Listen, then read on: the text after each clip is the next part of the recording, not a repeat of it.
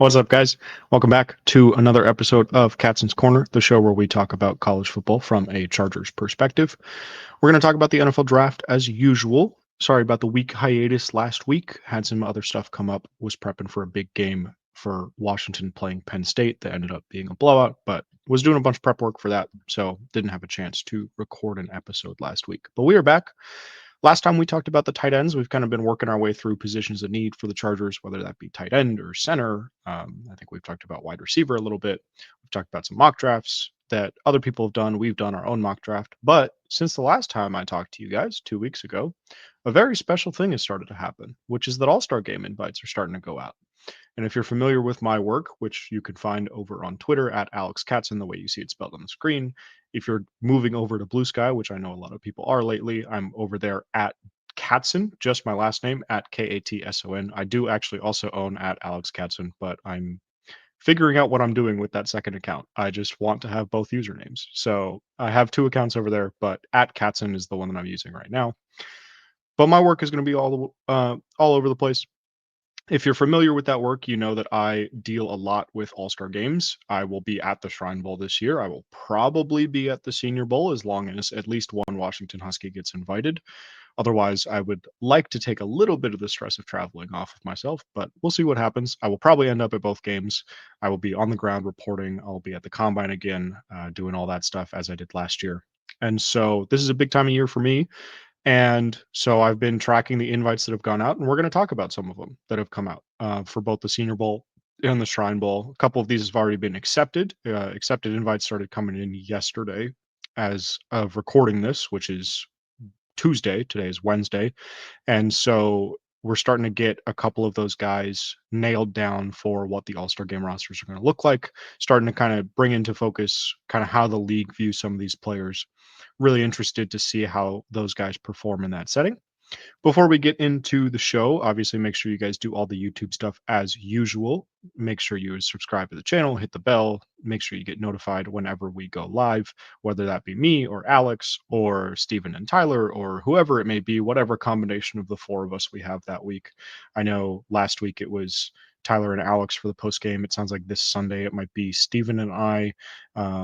We're really mixing and matching up on you guys this year. So make sure that you know who's going to be on and when they're going to go when when games end. So hit the notification bell, do all that stuff, et cetera, et cetera, et cetera. You guys know the deal. Let's get into some of these invites. We're going to go really offensive line heavy. I'm going to warn you guys right now. I know a lot of you guys have been asking me to do an offensive line episode. We kind of have talked about the center class, but I know a lot of you guys want to know about some of the guards in this class. Going to talk about a couple of them, but we're saving that guard episode for another couple of weeks down the line because I know that we love to we love to hate Sai'vion Johnson this year, but he did have his best game of the season this year. Didn't allow a single pressure, was named a PFF Team of the Week. I thought he played really well on live viewing. Haven't gotten a chance to go back and watch the All-22 quite yet, but pretty confident in what I saw and what I've seen from other people that have watched the All-22 of that game, that Zion played really well. And so I don't think that we need to be hitting the panic button on the guard position quite yet, but there are going to be quite a few of them in this episode, just fair warning. But we're going to start with a center. We're going to start with Ohio State center Seth McLaughlin. And if you are an avid college football fan, you see that Seth McLaughlin here, this picture that I found of him, is in Alabama uniform because he transferred to Ohio State from Alabama this offseason. And again, if you were an avid college football fan, you probably know Seth McLaughlin as the guy that got driven out of Alabama because he can't snap. And that is true, partially. And we'll get into that in a second. But McLaughlin transferred to Ohio State this offseason. It was kind of a controversial addition by them because, again, he's kind of known as the guy that got kicked out, but not kicked out, but got sort of driven out of Alabama because he can't snap. He's 6'4", 305 pounds. And the reason that he's on this list is, number one, he plays center, and the Chargers need anybody that can do that. And number two, he's accepted a Senior Bowl invite already, and the executive director of the Senior Bowl, Jim Nagy, who you guys may be familiar with, has called Seth McLaughlin maybe the most improved player, regardless of position, in college football this season. He has been legitimately very good for the Buckeyes this year. He's been a big reason why the Buckeyes are up to, I believe they're number 2 in the country now, with the latest college football playoff rankings. I think that's right. They've only lost to Oregon all season, so I would imagine that that's probably true. And McLaughlin's been a big reason why. The offensive line around him has started to kind of struggle a little bit. Donovan Jackson, I think, is overrated as a prospect at guard. They've had some injuries at tackle that have really hurt their ability to do what they want to do on offense there. But McLaughlin has been the cornerstone really all season. He's only allowed 6 pressures all season, so he's a good pass protector, or at least has been this year, which I know for Chargers fans is going to be a big point of emphasis with the way that Bradley Bozeman is performing in pass protection currently. High academic achiever. He finished his degree in Alabama in 2.5 years with a 4.0 GPA, which is what you want to see from a center specifically. Centers have to be super smart. They have to be basically another quarterback on the field. They're the quarterback of your offensive line. McLaughlin has demonstrated the ability to do that. I think that he has a really high football IQ as well. He's demonstrated the ability to pick up exotic blitzes, stunts, loops, all that sort of stuff. Again, huge point of emphasis for Chargers fans who have seen Bradley Bozeman and the rest of the interior offensive line struggle with that this season.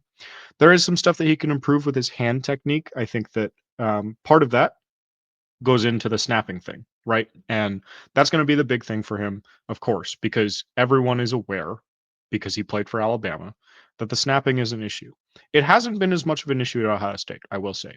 And early in the season at Alabama, Parker Brailsford, who we've talked about on the show before as a potential underclassman center to look at, was also having some problems snapping the ball to Jalen Milroe. And there was a little bit of a discussion earlier in the season. It's kind of petered out since then because they haven't really had very many issues. But there was some discussion earlier in the season that Alabama's snapping issues were actually on Milroe and not on the offensive lineman, whether that be McLaughlin or Brailsford, because Milroe is lining up basically in the wrong spot on some plays. And they seem to have fixed that this year. But last year, there was no fix for that. And so there is going to be, I think, a little bit of question as we dig further into the tape, because people are going to go back and they're going to watch the 2023 season for McLaughlin. They're going to say, well, where did this improvement come from? It's not like he transferred down a level to play at a school where he's going to face worse competition all season. The Big Ten is the best conference in football this year. The SEC is really kind of cannibalized themselves this season, and so the Big Ten has really emerged as the top conference in the country. I mean, they have 4 of the top 5 teams in the country right now in the CFP rankings, and so it's not that it's not like he transferred down a level and just is playing against cupcakes. It's not like he transferred up a level and is suddenly like improved a ton. It's not there's not really many reasons why that sort of huge improvement is happening other than just like he got a lot better. And so the snapping thing is going to be a concern. So I'm excited to see him in the Senior Bowl setting, kind of outside the confines of the Ohio State offense, and see if maybe there was something that Ohio State was doing to mitigate those issues, or if it was in fact something that was an Alabama specific issue because of the way that Jalen Milroe was taking snaps out of shotgun. Now, the hand stuff is not limited to snapping. There's also some stuff where I think that he is a little bit inconsistent with his hand placement. I think that after he gets the snap off, he does tend to get his hands a little bit too high, which allows defenders to get into his chest. His anchor is okay, but not great because he is only 305 pounds. I think he could add a little bit more weight to hold up against power on the interior there. But this is a guy that a lot of people think is going to be the top senior center drafted. And I know that there's a lot of underclassmen that people are excited about. I know that a lot of people, Chargers fans especially, love Jared Wilson. I'm not convinced that he's going to declare this season. I will be honest with you.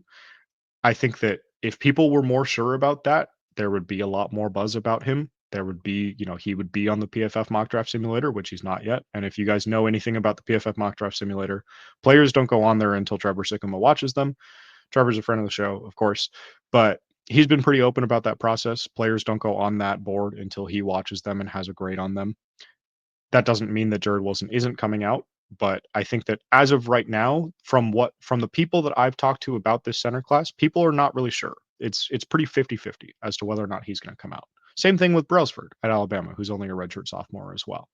And so this is not a super deep center class. And so if you lose some of those guys, McLaughlin is going to be the top senior guy that's going to be available. And so you're going to kind of see him push up and up and up and up and up on boards. Jim Nagy had mentioned when he talked about McLaughlin as the most improved player that he was pretty much a UDFA across the board over the summer, and now teams have mid day 2, early day 3 grades on him.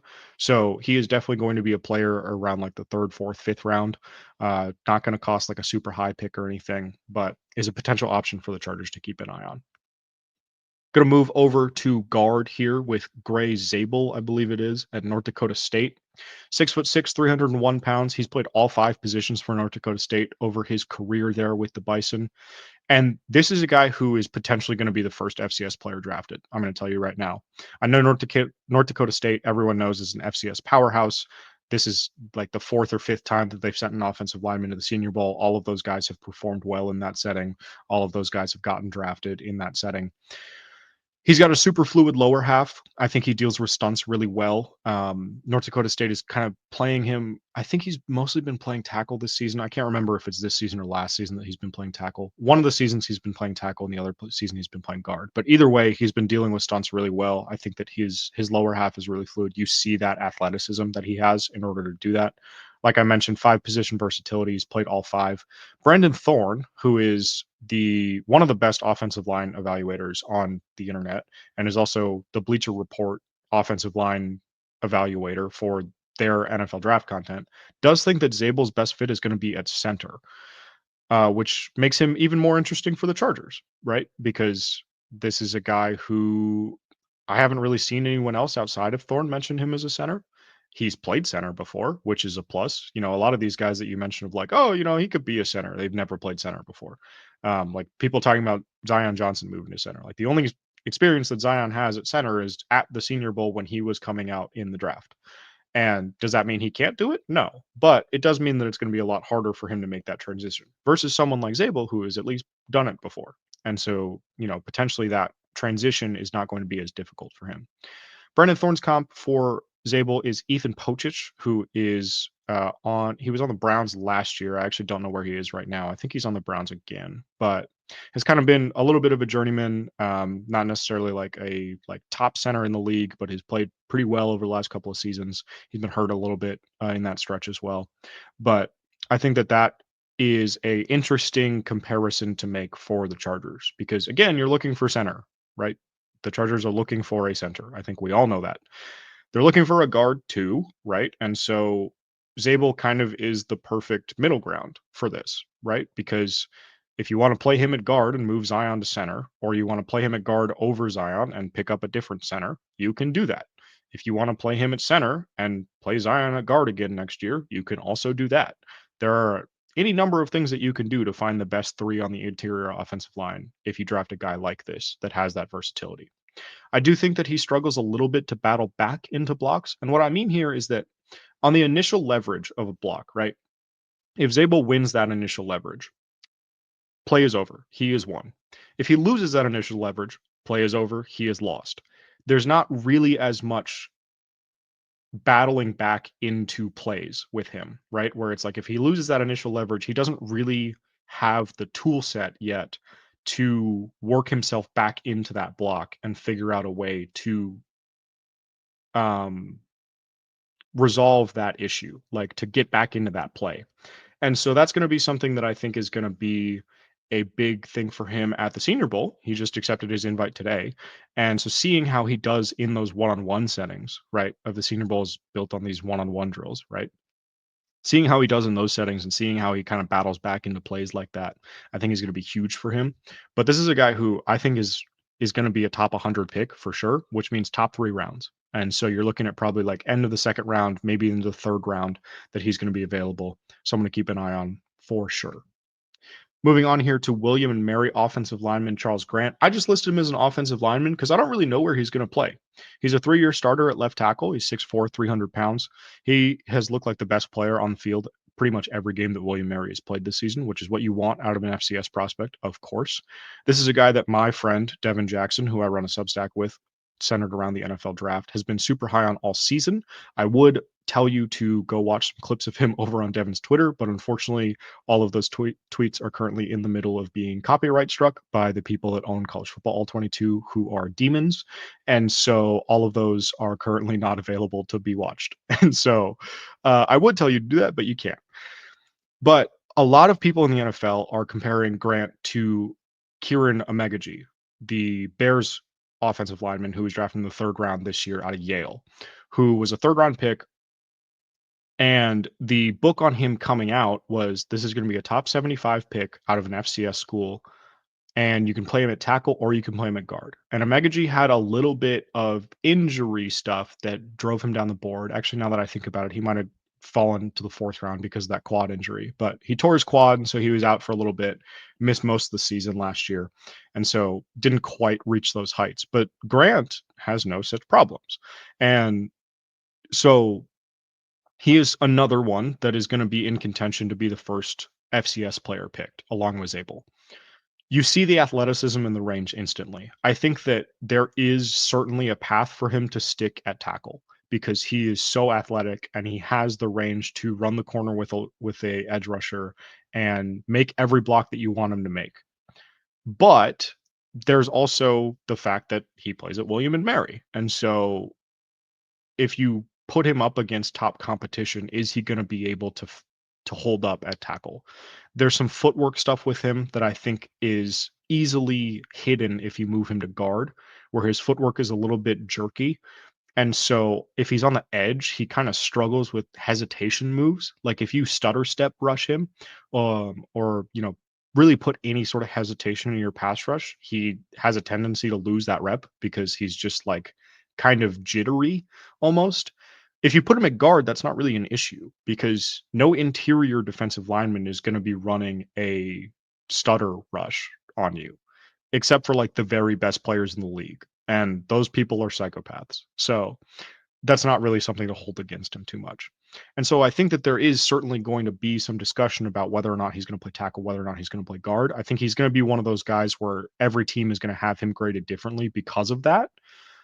For the Chargers, obviously, you're looking for him to be graded as a guard because you don't need a tackle unless you're going to draft him to be a swing tackle for his entire career because Rashawn Slater is going to get extended. Joe Aldis looked fantastic at right tackle. You don't really need a 3rd tackle to like be ready to play at any point unless you're concerned that Slater and Alt are going to get injured, which has happened this season already, but like isn't necessarily something that you're banking on happening. And so if you're spending, again, what's going to be a day 2 pick on Grant, because he's going to go top 100, probably, I will say, like, of course, like he could bomb the Senior Bowl and then like at that point, no, he's not. But probably at this juncture, going to go top 100. If he goes that high, then if the Chargers are picking him, they're picking him to play guard. And so that's going to be pretty indicative of how they feel about him, of if he is in range to be picked and they don't pick him, it probably means that they think he's a tackle or they think he's not good enough. It could be either one, but it probably means that they think he's a tackle, which some teams are going to think. Some teams are going to think that he's a guard. It's the same way that it happened with Omegaji last year. The Bears thought he was a tackle. He's played a little bit of tackle this season. Other teams thought he was a guard. It's just going to be how it goes. It's how it goes always with these FCS guys that play tackle. Everyone wants to move those guys to guard. Some of them can stick at tackle. Some of them need to move to guard. Going to move on here to a not offensive lineman with RJ Harvey, the UCF running back. Just accepted a Senior Bowl invite a couple hours ago as of recording this. He's 5'9", 208 pounds, transferred in from Virginia. He is a 6th-year senior, but it's really hard to tell because he basically didn't play until 2022. He sat out the 2019 season at Virginia, got a red shirt. 2020 didn't play. A lot of people didn't play, obviously, with the COVID year. And then 2021, he transfers to UCF, but then he suffers an injury and he's out for the season. And so he really doesn't come onto the scene until 2022. He's an all ACC, not ACC, AAC, American Conference player in 2022. In 2023, he's a borderline All-American. This year, he's been fantastic as well. Super dynamic runner, really creative in space. I think if you get him in space, he is one of the best players in college football right now. I think he sets up his blocks really well. He's a really patient runner, really lets his offensive line get out and form those rush lanes for him instead of forcing a decision and making it be right, which is really encouraging to see for a guy like him who's so athletically gifted. Because a lot of those guys in college, they're just like gonna pick a lane pre-snap and they're just gonna hit it and they're gonna say like, I'm gonna break this tackle, I'm gonna juke this guy in the hole, and I'm gonna make this look right. And it doesn't matter if it's the right read or not. But what you want to see, because what you're going to have to do in the NFL is a guy that waits for those blocks to develop and sets up the play and reads it right and makes the offensive line right, not makes himself right. And then once he makes the offensive line right, then he can make himself right down the field, right? Then you can do whatever you want once you get into space, once you hit that hole, if there's a guy in the hole that you need to, still need to juke or whatever, like you can still do all that stuff. It's not like you can't make plays if you read blocks well, right? And so I think that's a really encouraging thing about him. Does struggle a little bit in pass protection. Obviously, he's a little bit smaller, 5'9", 208. Ideally, you want a running back to be at least 200, if not 210. I think he probably will put on a little bit of weight before the pre-draft process begins, but he's also listed at 5'9", which means he's probably closer to 5'7" and a half, 5'8" or so. So a little bit of a smaller guy. Isn't really like a bell cow for you. I mean, he is now, but doesn't really have a ton of experience. He's had some injury stuff. He can be a little bit of a bouncer behind the line of scrimmage where like he wants to find the best play behind the line rather than being like super decisive when the play does set up. So there are issues with him. I think that he's going to probably be limited to more of like a day 3 sort of stock, but we're going to see how he performs at the Senior Bowl. I think it's a really good opportunity for him specifically to shine. It's really hard for running backs to like really have a big week at these sorts of events because there's so much one-on-one that happens and so much of evaluating a running back you have to have an 11-on-11 setting, or at least a 6-on-6 setting where you have a full offensive line, a full defensive line, and a full box. And so it is hard for running backs to stand out, but I think that with how athletic he is and with how dynamic he is, he's a good catcher of the ball as well. I think that there's going to be a couple of plays that pop from him in the Senior Bowl process that I think are really going to help him. But this running back class is also loaded. And so I think he's going to be kind of limited to day 3 range. That might work out for the Chargers, honestly, because again, like the running back class is loaded. You can maybe wait to take a guy. J.K. Dobbins is going to be a free agent. How do you feel about bringing him back on what would probably be a pretty big money deal for a running back at this point? Gus Edwards has a year left on that contract, but how do you feel about him given that he's had one good game this season and it was the most recent one? We'll have to see how he kind of pans out for the rest of the year. There's still a lot of unknowns with that Chargers running back room. And so adding a potential like early day 3 pick rather than gunning for a first, second round guy may be the move for them. And so I think in that scenario, Harvey is definitely someone to watch out for. Going to move to the defense here for Sai'vion Jones, the edge rusher out of LSU. Edge rusher is a little bit of a misnomer with him because he is 6'6", 280 pounds. Role has increased every season. He did play 5 games as a freshman in 2021. 2022 played all 13 games, 231 snaps. 2023 that ticks up to 12 games, but 514 snaps. This year he's been one of LSU's main edge rushers. Accepted an invite to the Shrine Bowl earlier this morning. And so he will be in Dallas to do that. I think he's going to be one of the better players that the Shrine Bowl is going to have if he does stick there. I think they might get a Senior Bowl invite and get pushed up, but we'll have to see. And this is someone that I think is going to be a 5 tech because he's already 280 pounds. He has a lot of athleticism for a guy that's 280. And so I think you can add 10, 15 pounds to him and put him at 5 tech, and he's still going to be plenty athletic enough to hang at that position. He's got the pursuit speed off the edge to run defend, but also has leverage ability to win on the inside. And so he's really a great run defender in that sense because you can play him out on the edge or you can play him at 5 tech. If you don't know what 5 tech is, basically think about the way that Morgan Fox plays for this Chargers defense. Fox is second on the team in pressures as of I think 2 weeks ago. I'd have to check as to where he is now, but he's had a decent season. But the Chargers have also struggled to generate pass rush on the interior outside of him, and so adding another guy that can potentially rush the passer. I know that they were poking around a little bit on some guys that could do that before the trade deadline passed. And so I think that Jones makes a lot of sense to kind of add to that room. Does lack a little bit of creativity as far as like rush plan. But again, if you're going to move him inside, that's not as much of a concern as it would be if he was going to play out on the edge. So I do think that he's going to have more of a role as kind of a base end almost. Like if you think about sort of a mesh between the role that Morgan Fox and Tuli play right now, when Tui Pelotu moves inside in that three edge rusher package, it's kind of what I would envision for Jones. I think that he'd certainly have a role in this defense. Again, add some interior pass rush. I think that he's going to be a late guy, late day 3 probably.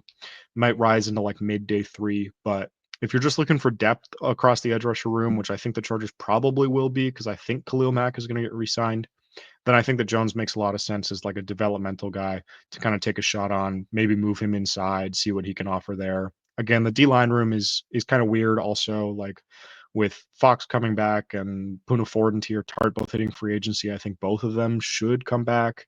There's just a lot of unknown right with free agency that we'll get clarity on by the time the draft actually comes around. But until then, we kind of have to work with what we have. And so I think that Jones is kind of a nice placeholder for what could potentially be in flux in that room in 2025. Last one here is Sacramento State guard Jackson Slater. And Slater has not accepted an invite to either All-Star game yet. But I wanted to talk about him because nobody else has been really, other than Dan Brugler, who tweeted out something when Slater got invited to the Shrine Bowl, which was a couple weeks ago. And this is maybe the best hidden gem on the offensive line you are going to find in this draft class. Because Slater, according to Brugler, is also one of the top 5 FCS prospects in the draft. And no one has talked about him. I didn't know who he was when he got a Shrine Bowl invite 2 weeks ago. I know about Charles Grant. I know about Grey Zabel. I had no idea who this was. And I had to look it up. And then Dane tweets out a couple things about it like the day after he gets the invite. And you start wondering, like, why is nobody talking about him then? And the answer, of course, is just that he's an FCS player. And so it's hard to get tape on those guys. It's hard to, they're not on TV as much. And so it's harder to find, right? But he's 6'3", 313 pounds. He's a 2-time FCS All-American. He's one of the best players in Sacramento State program history, to be honest with you. I think for the Chargers specifically, there are 2 things here. And the first thing is that obviously Sacramento State is not that far away from Los Angeles. It's further than most of the other California schools, right? Like he's not going to count as a local visit. You're not going to be able to get him in for free because the Niners are going to have purchase over him. He's also from Washington State, and so the Seahawks are going to get that part. I did look at that because I was like, well, if he's at Sacramento State, maybe he's a California kid. Nope. And so it's not like close, but it is an in-state guy, and they're playing against plenty of FCS schools that are closer to the Chargers. The second thing is that this summer he was at OL Masterminds, which is the offensive line sort of convention that Duke Manyweather runs over the summer. Duke Manyweather is also, as some of you probably know, the personal coach of Rashawn Slater, of Trey Pipkins. Zion Johnson worked with him this summer. Foster Sorrell has worked with him. Like a lot of the Chargers offensive linemen work with Duke. A lot of the offensive linemen around the league work with Duke. So by no means am I saying like, oh, well, if he works with Duke, then he must be a Charger. Like you would with like a Coach Ed, right? Where he's like a D-line guy and you're like, okay, well, he's a Charger then. Where there's a little bit more of a connection there. I'm not saying that, but it is notable because if that's going to be the development program that you put him in right away, like I assume he's probably going to work with Duke before the draft. I think that, like he's going to have all of those resources available to him. You know what you're getting out of that. I mean, you've seen the results that you've gotten out of that so far. He has exclusively played left guard, basically, at Sacramento State, which, of course, is Zion Johnson's position. And so, again, if you're a hard line, we need to replace Zion Johnson, go like 8 hours north of LA and take this guy. He's going to be probably a 3rd, 4th rounder, and you can just plug him in right away. There are going to be some level of competition concerns, of course, right? He plays at Sacramento State, which I will say Sacramento State is in the best FCS conference that there is, the Big Sky. But there's going to be some concerns. I get that. But that's why the All-Star portion of this is so important. Jim Nagy has tweeted about him. He said that, this is a guy that is really on our radar. I wouldn't be surprised if he gets a Senior Bowl invite as well and ends up in Mobile. But if he ends up in Dallas for the Shrine Bowl, he's going to get the same level of competition that he would in Mobile to prove that he's good enough to hang in the NFL. And so I think that this is someone whose name you should learn. You should be really cognizant of this guy as the pre-draft process gets going. I think that he is going to be one of the guys that factors in pretty heavily for what the Chargers' plan at offensive line is going to be going forward into 2025. That's going to do it for this week, guys. Hope you enjoyed. As always, those were 6 of the players that have gotten invited or accepted an invite to one of the 2 big All-Star games that are at the end of January. We will be back next week probably to talk about some more stuff, whether that be more guards or something else that comes up NFL draft wise. But until then, I will catch you guys next time. Hope you enjoyed. Do all the social media stuff, do all the YouTube stuff, et cetera, et cetera. You guys know the deal. And I will see you next time. Bolt up.